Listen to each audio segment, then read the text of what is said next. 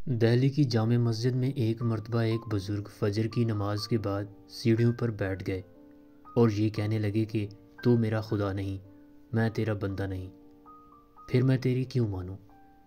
دیکھنے والے لوگ کہنے لگے یہ کافر ہو گئے، کسی نے کہا پاگل ہو گئے۔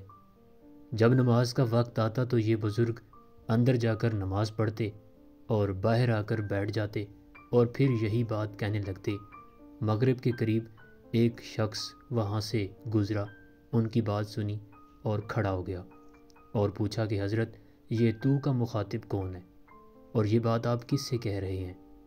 اس پر ان بزرگ کو ہنسی آ گئی اور کہنے لگے دہلی جیسے شہر میں ایک ہی عقل مند نظر آیا، کسی نے مجھ سے پوچھا ہی نہیں کہ میرے اس تو کا مخاطب کون ہے اور میں کس سے یہ کہہ رہا ہوں، خود ہی سمجھ لیا کہ میں اپنے اللہ سے یہ بات کہہ رہا ہوں، حالانکہ میں اللہ سے نہیں کہہ رہا ہوں۔ پھر اس شخص سے کہنے لگے تو نے بڑی عقل مندی کا کام کیا کہ مجھ سے پوچھ لیا، دراصل میرا مخاطب میرا نفس ہے اور میں نفس سے مخاطب ہوں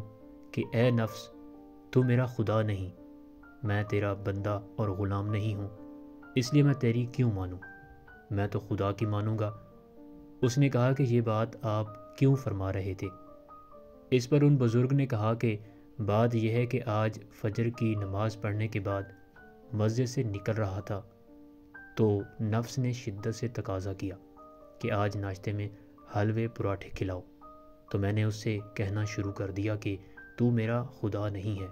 اور میں تیرا بندہ نہیں ہوں، اس لیے میں تیری کیوں مانوں، میں تو میرے اللہ کی مانوں گا،